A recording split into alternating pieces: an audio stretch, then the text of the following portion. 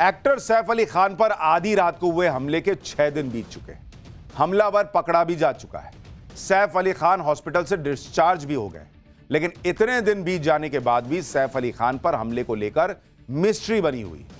और यह मिस्ट्री इसलिए बनी हुई है क्योंकि किसी को लगता है कि जो हमलावर पकड़ा गया, उस हमलावर का चेहरा उस आदमी से मैच नहीं करता जो आदमी सैफ की बिल्डिंग के सीसीटीवी फुटेज में सीढ़ियों से आते जाते दिखा था। किसी को यह लगता है कि सैफ अली खान इतनी जल्दी हॉस्पिटल से डिस्चार्ज कैसे हो गए। यह तो चमत्कार जैसा है, क्योंकि आमतौर पर किसी भी सामान्य बीमारी में ठीक होने में 4-5 दिन लग जाते हैं। यहां तो सैफ को 6-6 गहरे घाव थे। इनमें 2 घाव तो इतने गहरे थे कि सर्जरी करनी पड़ी थी। गर्दन पर 10 सेंटीमीटर का चाकू का निशान था। पीठ में रीढ़ की हड्डी पर गहरा घाव था। डॉक्टर कह रहे थे कि बाल बाल बच गए। 2.5 से 3 इंच लंबा चाकू का टुकड़ा निकाला गया था। लेकिन सैफ इतने गहरे जख्मों के बावजूद इतनी जल्दी कैसे ठीक हो गए, ये लोग पूछ रहे हैं। सैफ जब हॉस्पिटल से निकले तो जिस अंदाज में वो निकले, उसे देखकर लोग दंग रह गए। अस्पताल से निकलकर हाथ हिलाकर लोगों का अभिवादन कर रहे थे। एकदम फिट नजर आ रहे थे। वैसे तो ये अच्छी बात है कि सैफ पूरी तरह से ठीक दिख रहे हैं, लेकिन इस वीडियो को देखने के बाद सैफ पर हमले को लेकर नई नई बातें फिर से होने लगी। नेता नगरी में भी इसकी बात शुरू हो गई। महाराष्ट्र के चर्चित नेता संजय निरुपम ने इसी को लेकर खुलकर बात की और कह दिया कि डॉक्टरों के मुताबिक सैफ अली खान की पीठ में 2.5 इंच अंदर तक चाकू घुसा था। सैफ का लगातार 6 घंटे ऑपरेशन चला था और यह सब 16 जनवरी की बात है। आज 21 जनवरी है। संजय निरुपम ने लिखा कि इतना फिट सिर्फ 5 दिन में, कमाल है। वैसे आज की डेट में मेडिकल साइंस इतना आगे बढ़ चुका है कि इतने गहरे घाव के साथ 5 दिन के अंदर सैफ का ठीक हो जाना यह कोई बहुत बड़ी बात नहीं है। लेकिन लोग इस बात को समझते नहीं, क्योंकि लोग तो ये जानते हैं कि यहां बुखार में भी किसी को अस्पताल में एडमिट कराओ तो डिस्चार्ज होने में 4-5 दिन लग जाते हैं, जबकि यहां तो 2.5 इंच चाकू तो सैफ की पीठ में धंसा रह गया था। फिर भी सैफ बड़े आराम से 5 दिन में हॉस्पिटल से घर चले गए। इसी वजह से संजय निरुपम ने इसकी बात की। टाइम्स नाउ भारत से बातचीत में संजय निरुपम ने क्या कहा है वो सुनिए, फिर आपको बताऊंगा सैफ पर हमले की क्या नई कहानी सामने आ गई जिसे सुनकर आप भी चौंक जाएंगे।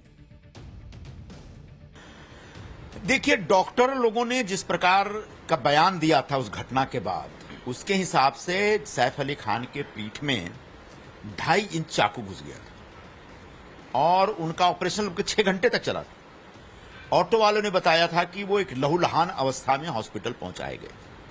ऐसे में कोई व्यक्ति 16 तारीख की एक घटना है और उसके 4 दिन के अंदर इतना स्वस्थ होकर लौटता है, तो एक कमाल ही लगता है मुझे। उनकी चलने की स्टाइल पे नहीं, चलने की स्टाइल वगैरह तो ठीक है, वो फिल्म एक्टर है, अपने स्टाइल से चल सकते हैं। क्या कोई आदमी इतना जल्दी रिकवर हो सकता है? डॉक्टरों ने जो वर्जन दिया उसको देखते हुए अगर इतनी बुरी तरह से वो घायल थे तो 4 दिन के अंदर इतना जल्दी रिकवर हो सकता है? ये एक बड़ा प्रश्न है। हाँ, मुझे मालूम है सैफ अली खान फिजिकली फिट हैं, जिम जाने वाले हैं, तो क्या उनका जो इम्यूनिटी सिस्टम है इतना मजबूत है?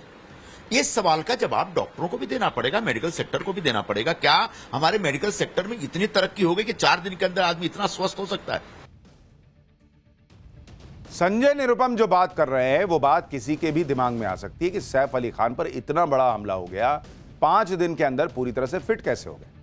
अब भले ही ये मेडिकल साइंस में मुमकिन है, लेकिन कुछ लोगों के मन में जो डाउट है वो डाउट इसलिए है क्योंकि सैफ अली खान पर हमले के मामले में पहले दिन से ही रहस्य बना हुआ है।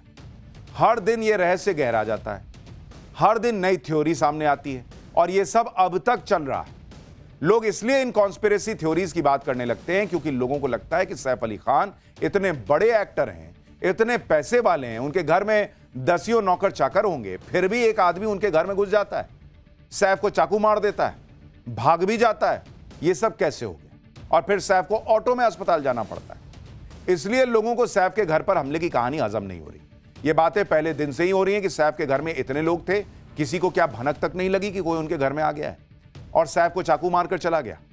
लेकिन अब ये नई बातें पता चल रही हैं कि हो सकता है कि सैफ के घर के नौकरों में ही किसी का कोई खेल हो, क्योंकि टाइम्स नाउ भारत को मुंबई पुलिस के सूत्रों से पता चला है कि मुंबई पुलिस को सैफ के स्टाफ में शामिल 4 मेल सर्वेंट्स की भूमिका पर शक है। सूत्रों के मुताबिक ये चारों मेल सर्वेंट्स सैफ पर हमले के वक्त घर में मौजूद थे। सूत्रों ने खुलासा किया कि चारों मेल सर्वेंट्स ने सैफ को बचाने की कोशिश नहीं की।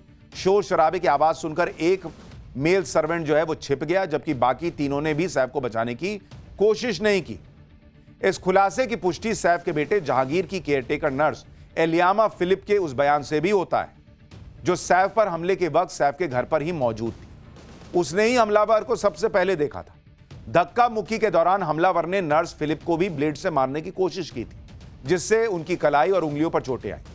एलियामा फिलिप ने पुलिस को जो बयान दिया, उसकी एक्सक्लूसिव डिटेल्स नवभारत को पता चली।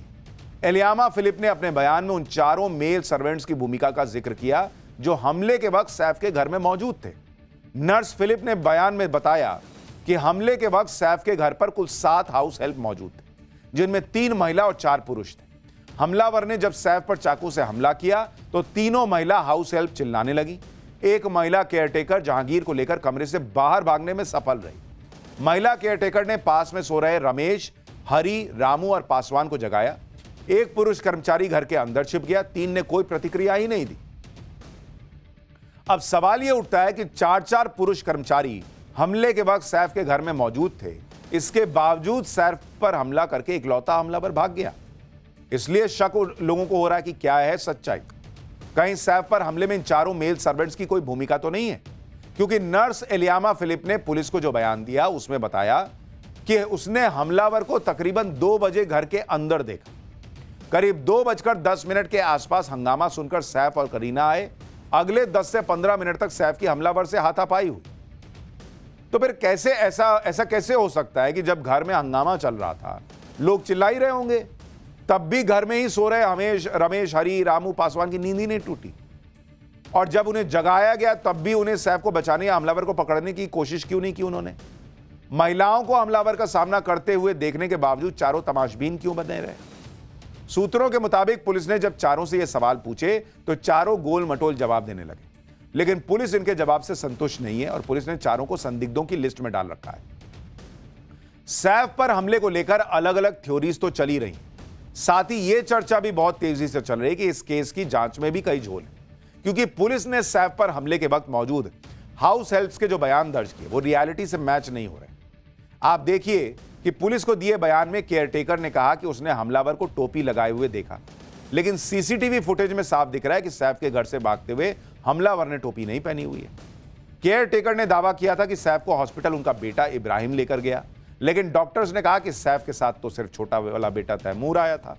केयरटेकर के मुताबिक सैफ पर हमले के वक्त करीना भी मौजूद थी, लेकिन यह भी फैक्ट है कि अस्पताल जाते वक्त करीना सैफ के साथ नहीं थी। यानी सवाल खत्म ही नहीं हो रहे।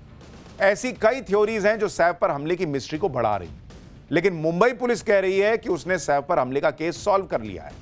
मंगलवार को पुलिस गिरफ्तार आरोपी को लेकर सैफ के घर पहुंची थी, क्राइम सीन को रिक्रिएट किया था। पुलिस का दावा है कि 30 साल के मोहम्मद शफीकुल इस्लाम ने ही सैफ के घर में चोरी करने के लिए वो घुसा था और उसने ये बात कबूल कर ली है कि सैफ के साथ उसकी बहस हुई। इसके बाद उसने चाकू से हमला किया। पुलिस का दावा है कि सैफ जिस बिल्डिंग में रहते हैं उसकी सीढ़ियों पर लगे सीसीटीवी कैमरे में जो शख्स रिकॉर्ड हुआ था, आरोपी शरीफुल वही शख्स है। लेकिन इस बात को लेकर भी सवाल उठ रहा है। सोशल मीडिया पर थ्योरी दी जा रही कि पुलिस ने जिस शख्स शरीफुल को गिरफ्तार किया उसका तो चेहरा ही सीसीटीवी में जो व्यक्ति दिख रहा है, जो संदिग्ध दिख रहा है, उससे मैच नहीं हो रहा। सबूत के तौर पर लोग सोशल मीडिया पर गिरफ्तार आरोपी शरीफुल और सीसीटीवी में दिख रहे संदिग्ध के चेहरे की तस्वीरें पोस्ट कर रहे हैं और कह रहे हैं कि दोनों की शक्लें तो बिल्कुल भी नहीं मिलती। आप देखिए भाई, पहले दिन ये आदमी भी पकड़ा गया था, बाद में कहा गया कि ये वो नहीं है जिसकी तस्वीर अभी आप देख रहे थे। अब सीसीटीवी वाले को देखिए और इसको देखिए, तो पब्लिक अपनी अपनी थ्योरी गढ़ रही है सोशल मीडिया पर कि ये मैच ही नहीं हो रहा चेहरा। सीसीटीवी में दिखते शख्स से और इस व्यक्ति के चेहरे की तस्वीर को देखकर लोग कह रहे हैं ये दोनों सेम व्यक्ति है ही नहीं।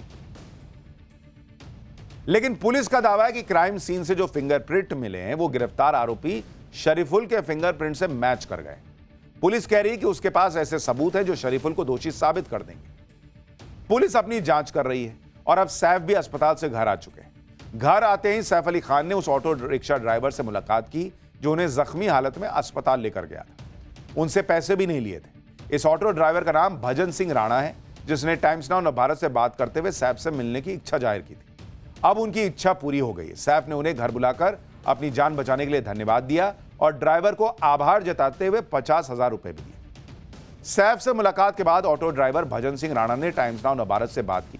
सुनिए क्या बताया। ये उन्होंने वही धन्यवाद के लिए बुलाया था, बहुत बहुत धन्यवाद बोले। इनके जितने भी परिवार के थे सब ने ऐसे हाथ जोड़ के ये कहा कि चलो ठीक है, बहुत अच्छा काम किए। मम्मी बोले कि ये मम्मी है मेरी। शर्मिला टैगोर की। हाँ जी हाँ। और सैफ अली खान थे बाकी, और ये उनकी लड़की भी थी। ये तो जिंदगी भर मुझे याद रहेगा कि स्टार की मैंने थोड़ी हेल्प करी थी, थोड़ी जो कि ना समझ के भी। जैसे भी अब इतना बड़ा स्टार होगा, जैसे मैं कभी नहीं सोचा जिंदगी में ऐसा कोई स्टार मुझे मिलेगा जो मेरी गाड़ी रिक्शे में बैठेगा। इतना कि मुझे आज तक इतना कोई सम्मान नहीं मिला जितना वो मुझे सम्मान दिए सर। हालांकि अब सैफ अली खान तो घर आ गए, तेजी से रिकवरी भी हो रही है, लेकिन सैफ पर हमले ने मुंबई पुलिस की साख को भी नुकसान पहुंचाया। लोग कह रहे हैं कि देखो, एक चोर ने इतने बड़े स्टार के घर में घुसकर उसे चाकू से घायल कर दिया। आज सैफ के साथ जो हुआ है वो कल किसी और सेलिब्रिटी के साथ भी हो सकता है। सेलिब्रिटी के साथ हो सकता है तो आम लोगों के साथ क्यों नहीं हो सकता? ये सवाल पूछ रहे हैं लोग, और इसलिए पुलिस के लिए ये केस रेपुटेशन का सवाल बन गया है। तभी तो वो केस की जांच में कोई कोर कसर छोड़ना नहीं चाहती, लेकिन अभी भी कई सवालों के जवाब मिलने बाकी हैं।